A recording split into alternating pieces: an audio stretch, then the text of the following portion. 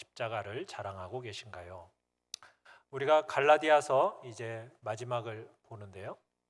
갈라디아서와 함께 우리가 요즘에 새벽에 또 큐티로 하고 있는 로마서는 복음을 잘 소개하고 있는 대표적인 책입니다. 지난주 우리가 갈라디아서의 결론 부분을 요약했었는데 이 결론을 더 요약한 것이 오늘 본문 14절입니다. 자, 우리 14절을 다시 한 번만 같이 한번 읽어볼까요? 시작. 그러나 내게는 우리 주 예수 그리스도의 십자가 외에 결코 자랑할 것이 없으니 그리스도로 말미암아 세상이 나를 대하여 십자가에 못 박히고 내가 또한 세상을 대하여 그러하니라. 아멘. 바울에 따르면은 결국 우리의 신앙의 골자가 어디에 있느냐? 우리가 자랑하는 바로 그거라는 거예요. 여러분은 여러분과 하나님과의 관계가 내가 참 바른 관계 가운데 있다라고 생각할 때 여러분 그 생각의 근본적인 이유가 무엇입니까? 그래도 내가 하나님 앞에 헌신하고 봉사하고 충성되는 이 모습을 볼 때 그래도 내가 하나님과 바른 관계에 있구나라고 여러분들은 생각하십니까? 십자가라는 것에 대해서는 그저 보조적인 역할을 하는 것뿐이고 나머지는 어떻게 보면 내가 나의 어떤 행함을 통해서 구원이 완성되는 것처럼 생각하고 혹여나 계신다면 여러분 그것은 정작 천국행 여부를 결정짓는 것이 선행, 우리의 행위라고 생각하는 거나 다름없는 것입니다. 그런 사람은 13절 끝에 이야기하는 것처럼 너희의 육체로 자랑하려 하는 모습이 되는 거죠. 자신의 노력을 자랑하는 것이 되는 겁니다. 그러나 복음을 제대로 아는 사람이라면 자랑할 게 뭐밖에 없다라는 거예요? 오직 십자가밖에 자랑할 게 없다라는 것입니다. 종교는 우리 자신을 자랑하게 합니다. 그렇지만 복음은 예수 그리스도의 십자가를 자랑하게 하는 것이죠. 자, 우리 1번 같이 한번 봅시다. 1번 시작. 성도의 자랑 십자가. 여러분 복음이 무엇입니까? 복음을 한마디로 정의한다면 십자가라고 얘기할 수 있습니다. 성도의 삶의 도리, 그 도리는 십자가를 자랑하는 것입니다. 우리가 이 땅을 살아가는 동안 많은 자랑거리가 있을 것입니다. 특별히 우리 한국 부모들에게 있어서는 자식 자랑이 굉장한 자랑거리 중에 하나지요. 그래서 많이들 자식 자랑을 해요. 여러분 그러나 주님께서 못 박혀 돌아가신 그 십자가가 성도의 자랑거리이고 우리의 신앙생활의 핵심인 겁니다. 여러분 우리가 자랑하고 가슴 뿌듯하게 여기는 것이 무엇인가에 따라서 어떻게 보면 우리의 신앙의 현 주소를 알 수 있는 것입니다. 성도는 이 땅을 살아가면서 수많은 자랑거리를 가지고 있어요. 자신이 이룬 업적이며 자녀며 가족이며 여러 가지 것들이 우리의 자랑거리가 될 수가 있습니다. 여러분 그러나 우리는 이런 것을 우리의 자랑거리로 삼지 않습니다. 왜냐하면 이 모든 것들은 그냥 하나님께서 주신 선물로 내가 받은 줄 알기 때문이에요. 이건 나의 어떠한 노력과 행함으로 얻어진 것이 아니라 이건 단지 하나님이 나에게 주신 귀한 은혜의 선물이다라고 여겨지니까 뭐 하지 않는다고요? 자랑하지 않는 거예요. 자녀들이 참 잘 되고 자녀들이 정말 우리에게 기쁨을 줘요. 여러분 그게 나의 어떤 행함과 나의 덕으로 되어지는 것일까요? 그게 아니라는 거예요. 하나님의 은혜의 선물인 거죠. 그 자랑거리가 아니에요. 우리의 자랑거리는 하나님과 그분의 십자가, 주님의 십자가만 우리의 자랑거리라는 겁니다. 사도 바울이 자랑거리를 가지고 분쟁하던 그 고린도 교회를 향해서 이렇게 말을 했습니다. 고린도전서 4장 7절 우리 같이 한번 읽어보겠습니다. 시작. 누가 너를 남달리 구별하였느냐? 내게 있는 것 중에 받지 아니한 것이 무엇이냐? 내가 받았은즉 어찌하여 받지 아니한 것 같이 자랑하느냐? 성도는 자신에게 주어진 모든 것을 하나님의 은혜의 선물로 주신 줄 아는 거예요. 그러니까 세상 사람들처럼 자기 자신이 이룬 업적이며 자녀며 어떤 것에 대해서 우리가 자랑하지 않는 거예요. 우리의 마음에 여러분 지금 뭘 붙들고 무엇을 자랑하는가? 여러분 이거 한번 봐야 합니다. 우리가 때와 장소를 가리지 않고 여러분의 마음속에 행복한 자랑거리가 무엇인지 알면은 여러분의 그 영적인 상황과 형편이 어떠한지가 정확하게 드러나는 것이죠. 사랑하는 성도 여러분, 우리는 어떤 사람들이라고요? 뭘 자랑하는 사람들이라고요? 십자가를 자랑하는 사람들입니다. 주님과 그분이 달려 돌아가신 그 십자가, 우리는 그것을 힘을 다해 자랑하는 사람들이 바로 우리 성도들인 것입니다. 초대교회 당시에 성도들이 주님의 십자가를 자랑할 때요, 사람들이 어떤 반응을 보였는지 아십니까? 헬라인들은요, 이거 전혀 이해할 수가 없었어요. 무슨 이야기냐면 헬라 사람들의 관점에서 보면 이 십자가라는 것이 아니 자기 생명도 구원하지 못한 그런 존재가 어떻게 온 세상에 메시아가 될 수 있느냐라고 하면서 그 전하는 것을 어리석고 미련하게 여겼습니다. 유대인들의 관점에서는 어땠느냐? 십자가라는 것은 유대인들이 꺼리는 것이었어요. 왜? 나무에 달려 죽은 것은 율법에서 저주받은 거라고 그랬는데 십자가에 달려 죽은 예수는 어떤 존재가 되는 겁니까? 하나님의 저주를 받은 존재라는 거예요.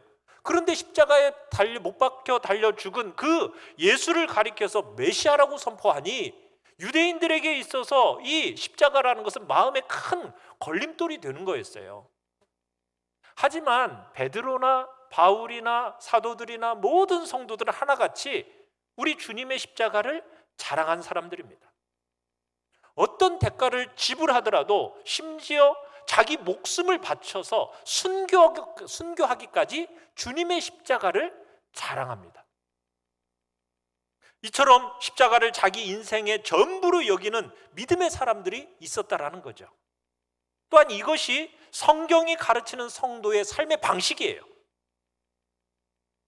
이 세상은 주님의 귀한 본, 또 탁월한 가르침, 이런 것들은요 언제든지 받아들일 준비가 되어 있어요. 여러분 세상 사람들도요 예수님이 말씀하신 이 산상수훈에 대해서는 다 인정합니다. 기꺼이 받아들일 준비가 다 되어 있는 것들이에요. 그런데요 교회는 주님의 교훈이나 이 본을 가르치기 이전에 무엇부터 가르치고 있습니까? 우선적으로 가르치는 게 주님의 십자가예요. 주님의 십자가를 전하고 자랑하고 즐거워하고 사랑해야 하는 것이죠. 우리는 사도 바울에 대해서 잘 압니다. 그 사람이 얼마나 자랑거리가 많았던 사람입니까? 좋은 가문에서 태어나서 좋은 혈통을 지닌 사람이었습니다. 탁월한 선생, 그 당시에 세계적인 석학 밑에서 배웠던 학벌이 출중했던 사람이 사도 바울이에요. 거기다가 그 마음에 하나님을 향한 열정과 열심을 가졌던 사람입니다. 신실한 사람이었어요. 자, 그런 수많은 자랑거리를 가지고 있었던 이 사도 바울이 주님을 만나요. 주님을 만난 이후에 그 모든 것들을 무엇처럼 여겼다라고 얘기하고 있습니까? 배설물처럼 여기고 해로 여겼다라고 얘기하고 있어요. 그러면서 사도 바울은 자신의 모든 자랑거리들을 다 내려놓습니다. 그러면서 고린도전서 2장 2절에 이렇게 이야기를 합니다. 같이 한번 읽어보죠. 시작. 내가 너희 중에서 예수 그리스도와 그가 십자가에 못 박히신 것 외에는 아무것도 알지 아니하기로 작정하였습니다. 수많은 자랑거리를 가지고 살았던 바울이 주님을 다메섹 도상에서 만난 이후에 세상의 모든 자랑거리들은 다 내려놓고 십자가와 그분 외에는 알기를 원치 않는다, 이렇게 고백하고 있는 것입니다. 사랑하는 성도 여러분, 주님께서 세상에 살아계실 때에도요 우리에게 어떤 내용을 끝없이 가르치시냐면 주님의 십자가 자랑하기를 끝없이 가르치셨어요. 제자들에게. 예수님께서 가이사랴 빌립보라는 곳에서 베드로가 예수님을 향해서 참 탁월한 신앙 고백을 하지요. 주는 그리스도시요 살아계신 하나님의 아들이십니다 라는 이 탁월한 고백을 딱 쏟아놓자마자, 그것을 보시자마자 주님이 뭘 가르치셨죠? 자신이 고난받아야 할 것과 죽어야 될 것을 가르치셨어요. 여러분, 주님께 많은 사건이 있었습니다. 병자들도 고치셨고요, 죽은 자를 살리기도 하셨습니다. 떡 5덩어리 물고기 2마리로 5천 명이라는 5천 명의 사람을 먹이는 오병이의 사건도, 기적도 일으키셨어요. 참 좋은 일들 많이 하셨어요. 그런데 우리 주님이 제자들에게 향해서 원하셨던 것은 뭘 기념하라고 하셨죠? 자신의 죽음을 기념하라고 하셨어요. 죽음을. 주님이 제자들의 곁을 떠나실 때, 최후의 만찬 석상에서 이제 성찬을 베푸실 때, 주님께서 내가 올 때까지 뭘 기념하라는 거예요? 나의 죽음을 기념하라고 명령하셨어요. 여러분, 죽음에 비해서요, 부활이라는 것은 정말 말할 수 없는 영광이에요. 그런데 부활을 기념하라는 것이 아니라 죽음을 기념하라는 거예요. 제자들에게 죽음을 기념하라고 말씀하신 거예요. 그만큼 주님의 사역에 있어서 삶의 핵심이 뭐라고요? 십자가와 죽음이라는 거예요. 그렇다면 왜 주님이, 바울이 그렇게 십자가를 자랑하고 중요하게 생각했던 것일까요? 자, 2번입니다. 2번 시작. 십자가를 자랑하는 이유.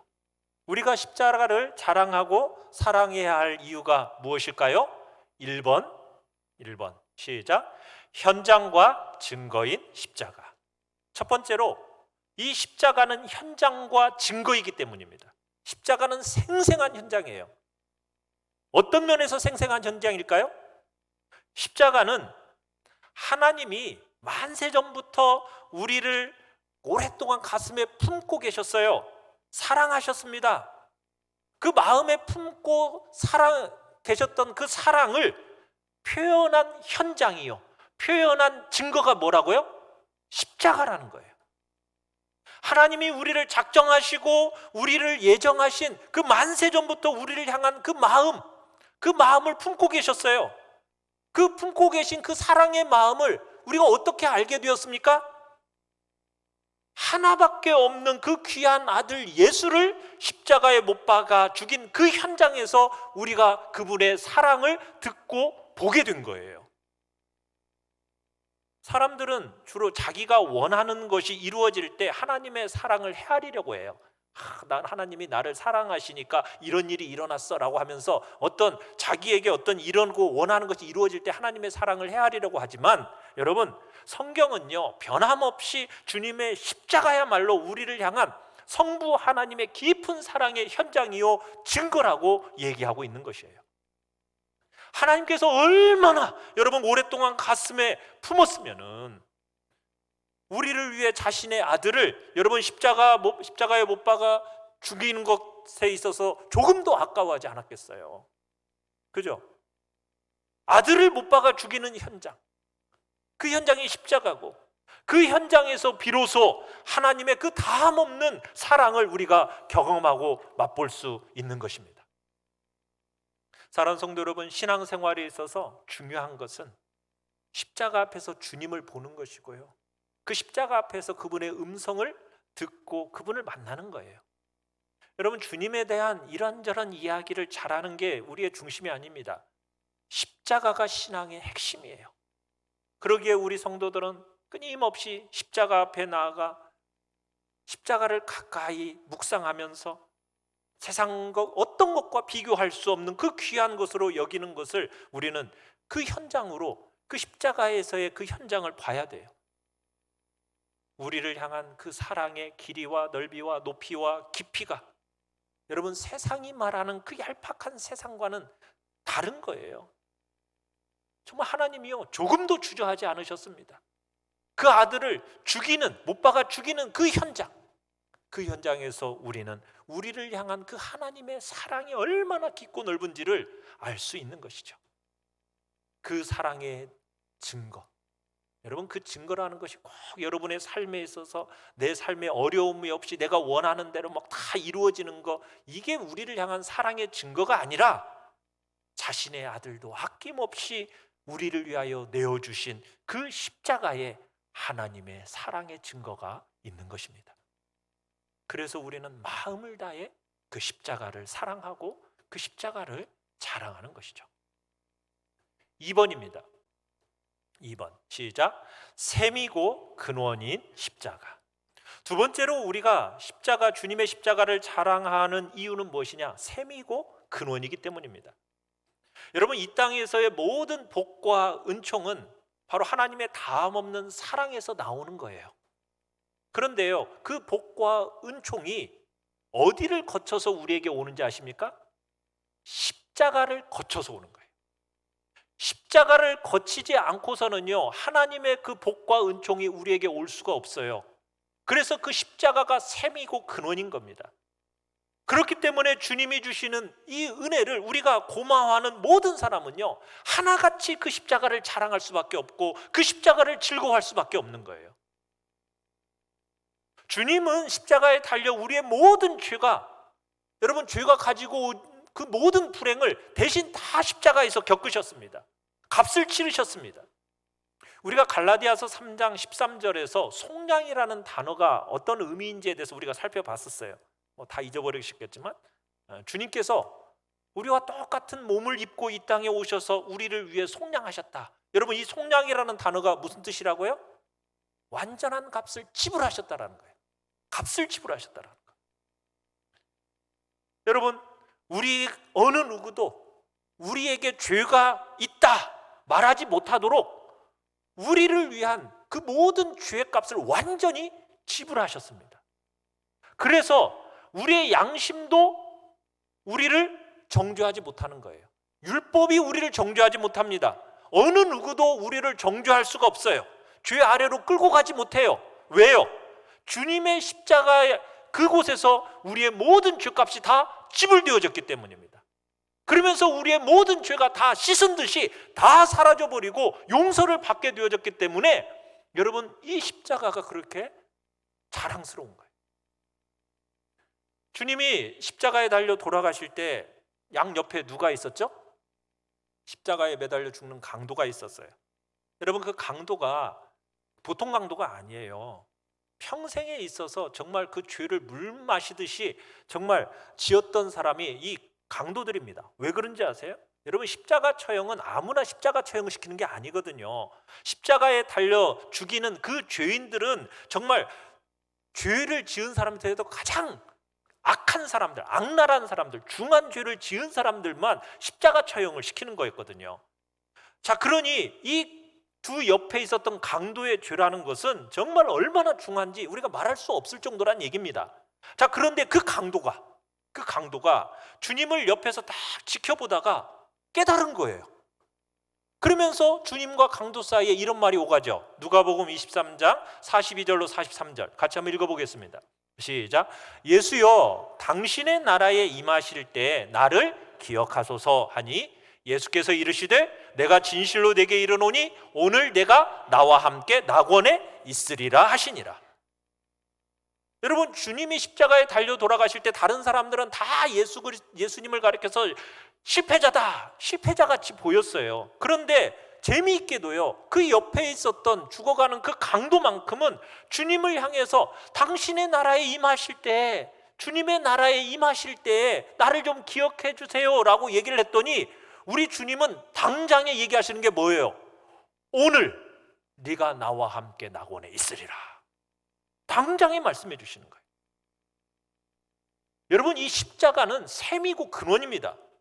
어떤 죄인이라 할지라도 그 죄가 씻김받고 덮여지고 가리워지는 주님의 모든 은혜가 우리에게 흐르는 근원이요 셈이 바로 십자가인 거예요. 여러분, 이 사실을 아는 진실한 성도들은 마음을 다해서 십자가를 사랑하는 것이고 십자가를 자랑하고 십자가를 의지하는 거예요. 여러분, 죄 용서만 있는 게 아니죠. 참 자유함도 있습니다. 우리 삶에 우리를 얽매이는 것들이 얼마나 많아요. 우리의 육체도 얽매이죠. 죄도 자꾸 얽어매려고 하죠. 형벌과 사망과 세상이 막 우리를 얽매입니다. 또 다른 사람들의 시선들도 막 우리를 자꾸 얽매여 가고 있어요. 주님이 십자가에 달려 우리 대신 조롱당하시고 형벌당하시고 버림당하시고 모든 슬픔과 눈물을 대신 흘려주셨기 때문에 여러분, 이 모든 매임에서 우리가 자유함을 얻게 된 것입니다. 우리는 아무 공로 없이 주님께서 십자가를 지심으로 말미암아 우리는 만복을 받게 된 거예요. 하늘에 속한 모든 신령한 복이 우리에게 주어졌다. 성경은 얘기합니다. 주님의 십자가의 그 대속의 은혜 때문에 아무 자격도 없는 우리에게 이 땅에서 삶뿐만 아니라 저 땅에서 죽은 뒤에 그 삶에서도 그 귀한 복들을 우리에게 주시는 거예요. 여러분, 그래서 성도들은 복을 누리면 누릴수록, 감격이 있으면 있을수록 뭘 사랑하고 뭘 자랑하겠어요? 그렇죠, 십자가예요. 주님이 십자가에 달려 돌아가신 그 사실, 그 십자가를 사랑하고 자랑하는 거예요. 이게 기독교인 거죠. 예수를 믿어서 정말 복 받는 나, 여러분, 이걸 자랑하는 게 아니에요. 내가 이런 복을 받았, 이 복을 자랑하는 게 아니라 나를 나되게 하신 주님, 그 십자가, 그것만을 우리가 자랑하는데, 여기에 기독교의 모든 경건의 비밀이 묻어 있는 것입니다. 하나님은 우리 존재 자체를 받으시고 사랑하세요. 내가 꼭 하나님을 막 붙든다는 것이 아니라 하나님이 나를 붙들고 계셔요. 여러분, 그런데 왜 그렇게 하나님이 주신 이 영광스러운 것들 위에도 자꾸 세상적인 어떤 명사들을 자꾸 붙이려고 합니까? 그것으로 자꾸 나를 드러내려고 하고 나를 자꾸 왜 자랑하려고 해요? 그건 다 세상이 하는 거예요. 우리가 자랑할 것은 주님과 십자가 외에는 아무것도 없는 것입니다. 세 번째입니다. 3번 시작. 진실한 승리를 보여주는 십자가. 세 번째로 우리가 십자가를 자랑하는 이유가 무엇입니까? 십자가 위에서 진실한 승리를 보여주셨기 때문입니다. 세상처럼 우리가 싸워서 이겨야 된다, 다른 사람을 눌러야 이기는 게 아니에요. 오히려요, 세상의 질고와 허물과 죄를 대신 지고 가는 그 십자가 위에서 우리는 참된 승리가 무엇인지를 볼 수 있는 거예요. 세상이 말하는 그 경쟁에서 이기는 것과는 차원이 다른 거죠. 주님을 사랑하기 때문에, 그분이 주신 그 귀한 자유를 가지고 우리는 육체의 귀를 삼거나 자기를 기쁘게 하는데 사용하지 않죠. 오히려 뭐 하는 사람이 되는 것입니까? 그 주신 자유를 가지고 종노릇하고 남의 짐을 내가 지고 그렇게 하는데 사용하는 거죠. 내가 다른 사람을 꼭 억눌러야 내가 도태되지 않는 게 아니에요. 그러지 않고도 우리는 참 승리를 맛보는 겁니다. 다른 사람과 비교해서 내가 꼭 이기지 않아도 오히려 내가 종노릇해도 승리할 수 있는 문이 있다라는 거예요.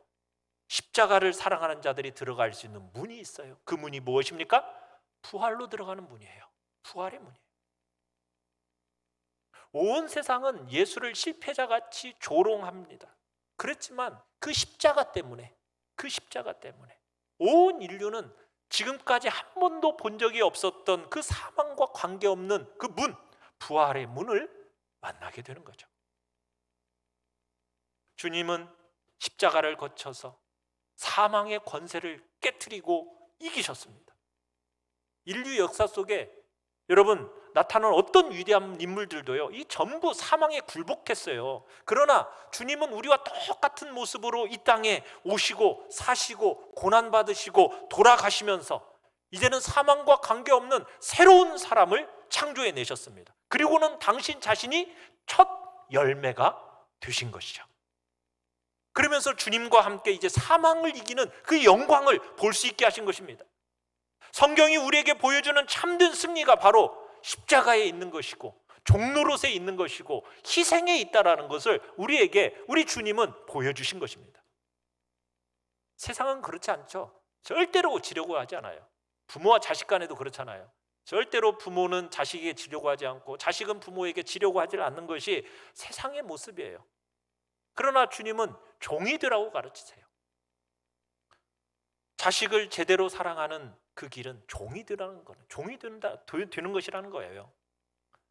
우리가 육신의 방법으로 이기고 싶어 하지만 그런 우리에게 주님은 참 승리가 무엇인지를 보여주고 있는 거예요.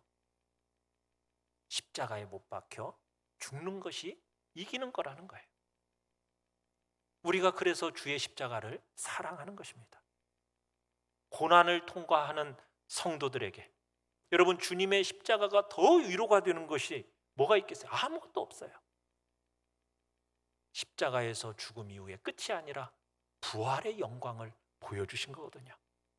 세상 사람들이 보기엔 다 실패하는 것 같고 지는 것 같지만요, 여러분, 그곳에 참 승리가 있음을 믿으시길 바랍니다. 세상 방식으로 이기면은요 다 죽는 거예요. 하나님이 주님을 통해 우리에게 보여주신 이 승리가 십자가 위에 있는 것이죠. 사도 바울이 그 이유를 우리가 14절에서 얘기하는 거예요. 14절을 다시 한번 읽어봅시다. 14절 시작. 그러나 내게는 우리 주 예수 그리스도의 십자가 외에 결코 자랑할 것이 없으니 그리스도로 말미암아 세상이 나를 대하여 십자가에 못 박히고 내가 또한 세상을 대하여 그러하니라. 특별히 사도 바울은 십자가를 자랑하는 이유를 세상이 나를 향하여 죽고 그리고 내가 세상을 향하여 뭐 했기 때문에? 죽었기 때문이다 이라고 얘기했어요. 세상이 나를 향해 죽고 나는 세상을 향해서 죽었다. 자, 여러분, 우리의 신앙의 경향하고 얼마나 다른지 보시길 바래요. 우리는 세상을 향해 죽었습니까? 세상은 나를 향해, 나는 세상을 향해 죽었다라고 얘기하는데, 우리는 자꾸 예수를 잘 믿고 또 이 세상도 소유하고 싶어 해요. 세상이 안 죽어요. 우리 성도들이 이 땅에서 예수를 잘 믿어서 천국에도 가고 이 땅에서도 잘 살아서 이 땅에서 지상낙원도 누리며 살아가는 것이 신앙인 것처럼 생각하는데 이게 아니에요. 나만 잘 되는 거 이것으로 충분하지 않으니까 내 자녀도 잘 돼야 되고 나와 관계되어 있는 사돈의 팔촌까지 다 잘 되는 그런 복, 이게 우리의 신앙의 모습이 되어져 가고 있어요. 여러분, 이게 세속화입니다. 우리 한국교회가 지탄받는 이유 중에 하나가 세속화잖아요. 여러분, 세속화의 제일 중요한 부분이 뭐냐? 우리 마음이에요. 우리 마음의 중심이에요. 어떻게 보면 우리 자신이 세속화의 원흉이라 할 수가 있어요. 내 문제입니다. 어떤 다른 사람들의 문제다라고 그냥 지나갈 문제가 아니라는 거예요. 내 문제예요. 우리의 가슴을 한번 봐야 돼요. 여러분들은 주님을 만난 후에 여러분, 세상은 온데간데 없고 구속한 주님만 보이십니까? 정말 십자가만 사랑스럽고 오로지 세상을 향해서 여러분은 죽었습니까? 그렇게 십자가만 사랑했던 바울처럼 여러분은 되어져 있습니까? 어떻게 그렇게 살아요? 그죠? 사도 바울이니까 산 거지. 여러분, 왜 그래요? 세상을 향해 죽고 십자가만 사랑했던 이 사도 바울처럼 왜 우리가 되기가 쉽지 않은 것입니까? 우리가 역시 세속화 되어져 있기 때문이에요. 예수를 믿고 세상도 노려고 하질 않아요. 우리의 마음 중심에 이 세상이 들어와 있는 거예요. 혹시 내 힘으로 얻기 힘든 이 세상을 얻으려고 하나님의 능력과 하나님의 도움을 구하려고 하고 있지는 않습니까? 혹시 하나님을 이용하려고 하고 있지 않습니까? 혹시 우리의 신앙생활이 그렇게 되어 있는 거 아니에요? 수많은 세상의 종교처럼 하나님을 움직여서 내가 원하는 소원을 이루어서 세상의 것을 취하려 하는 그런 기복적인 것이 혹시 우리의 신앙의 모습은 아닙니까? 수많은 세상의 종교처럼 혹시 우리가 그러고 있다면 우리가 그래서는 안 된다는 거예요. 여러분, 여기서 세상이라는 것이 꼭 물질적인 세상만을 말하는 게 아닙니다. 여기서 말하는 세상이라는 것은 우리가 가지고 태어난 우리의 본성이요, 또 죄가 지배하는 가치관이요, 삶의 방식이요, 생활 양식을 이야기하는 거예요. 이 세상은 한마디로 하나님이 없는 삶의 방식을 이야기하는 것이고 그렇게 살아가는 것을 지금 말하고 있는 것입니다.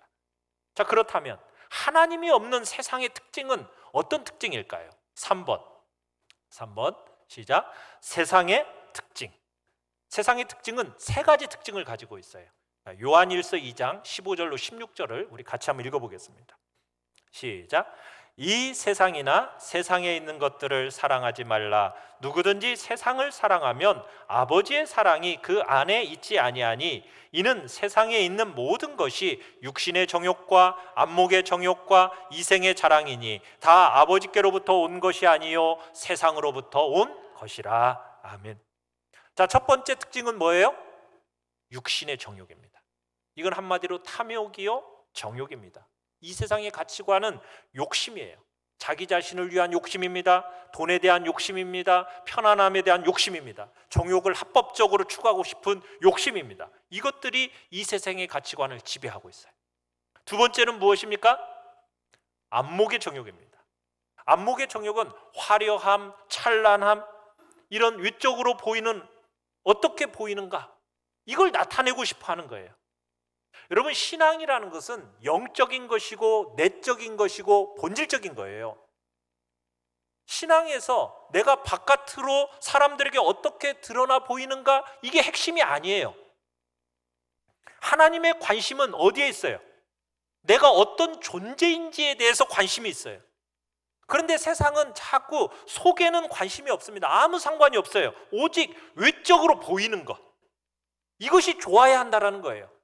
그래서 외적으로 보이는, 좋은 학벌을 가져야 돼, 좋은 직장을 가져야 돼, 또 좋은 음식을 먹어야 돼, 뭐 이런 사소한 것에서부터 또 세세한 큰 것까지 정말 외적인 면을 중요하게 생각하는 겁니다. 세상은 다 보이고 싶어 해요. 나 자신을 뭔가 쫙 드러내가지고 사람들에게 인정받고 싶어 하는 거죠. 그리고 내가 사람들에게 어떻게 보이는가, 이것에 따라서 내가 기준을 가지고 세상을 살아가요. 우리의 본질을 가지고 평가하실 하나님 앞에 서서 내 삶에 대해서 진짜가 뭔가, 이것을 심판할, 무엇인지를 심판할 그 날이 있다는 것은 조금도 염두에 두지 않고 오로지 사람들이 나를 어떻게 평가하고 인정할 것인가에 대한 거기에만 관심을 갖고 내 겉모습, 내 화려함과 찬란함에 마음을 두고 살아가는, 이것이 안목의 정욕입니다. 세 번째는 무엇입니까? 이생의 자랑입니다. 뭐든지 자기가 중심이 돼야 돼요. 뭐든지 자기가 해야 돼요. 자기가 중심이 되고 자기가 원하는 대로 해야 돼요. 중요한 자리가 있어야, 자기가 중요한 자리에 있어야 돼요. 종이 되고 낮아지고 희생하고 이런 건 체질에 맞지 않아요. 이생의 자랑거리들이 쌓여야 이 땅에 사는 동안 인생이 재미있다, 이렇게 생각하는 것이 세상의 가치관입니다. 사랑하는 성도 여러분, 십자가는요, 이 세상에서 우리가 살아가는 삶이 얼마나 짧은지를 가르쳐 줍니다. 하나님의 아들을 못 박아 십자가에 죽인 이 패역한 세상의 본성을 볼 수 있도록 도와주는 것이 바로 십자가예요. 세상이 온갖 좋은 것으로 우리를 유혹하지만 여러분, 하나님의 아들을 못 박은 세상일 뿐이에요. 우리는 이 땅에서 나그네처럼 살다가 우리를 맞아주실 하나님 아버지, 그분의 본향에 들어갈 날이 올 겁니다. 십자가는 바로 이 날이 있다라는 것을 선명하게 우리에게 보여주는 거죠. 끝없이 거듭되는 경쟁과 비교와 다툼이 지배하는 이 세상 속에서 주님은요, 자신의 몸을 다 허무시면서 세상과 경계 장벽을 다 허물어 버리셨어요. 그리고는 연합해서 하나 된 생명 공동체를 만들어내셨습니다. 그게 무엇입니까? 교회. 교회가 그렇게 해서 탄생하게 된 거예요. 주님은 나와 너, 이게 아니에요. 하나입니다. 연합된 독특한 공동체가 바로 교회예요. 이 교회를 이 땅에 만드시고 우리에게 가르쳐 주시는 거예요. 세상들처럼 이 안에서는 비교하는 게 아닙니다. 경쟁하는 게 아닙니다. 다투고 살지 말라고 당부하십니다. 오히려 어떻게 하라고요? 사랑하고 희생하고 아끼고 짐을 함께 나눠지고 힘을 다해서 종노릇해서 다른 사람을 존귀하게 여기라, 이렇게 살아가도록 주님께서 이 공동체를 만드신 거예요. 세상이 보여주는 것과는 다른 구조요, 다른 질서를 가지고 살라고 하시는 거예요. 이것이 십자가가 교회와 성도에게 던지는 핵심이요, 던지는 핵심적인 메시지인 겁니다. 사랑하는 성도 여러분, 하나님의 아들이 자격 없는 우리를 위해 돌아가셨습니다. 하나님의 아들이 자신의 몸을 찢으시면서, 그리 찢으실 때 성전의 휘장이 어떻게 되어졌죠? 위에서부터 아래로 쫙 찢어져 버렸죠. 그러면서 하나님과 우리 사이에 막힌 담이 허물어졌습니다. 그러면서 또한 나와 너의 이 경계를 허물어 버리셨어요. 그러면서 우리의 삶 속에 한 몸이 되는 연합된 생명 공동체, 가족 공동체, 교회를 탄생시켜 내신 거예요.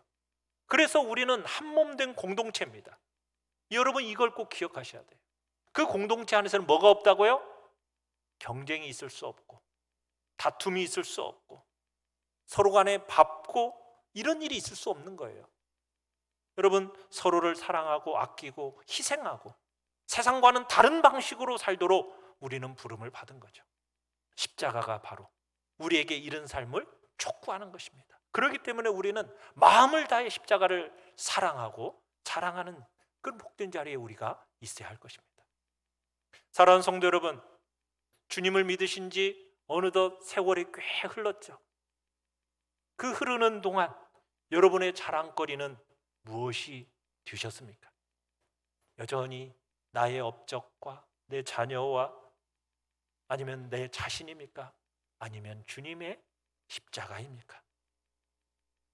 우리가 제대로 믿기만 한다면 우리의 소망과 힘이 어디로부터 오는지 선명하게 보게 될 것입니다. 우리의 속에 참된 자랑, 바로 십자가의 자랑이 회복이 되어져서 정말 이 땅을 회복케 하는 영광, 그 영광이 우리 모두를 통해서 나오기를 간절히 바랍니다. 우리 시간 같이 찬양하며 기도합시다. 갈보리산 위에 십자가가 섰습니다. 그것은 바로 주님께서 고난을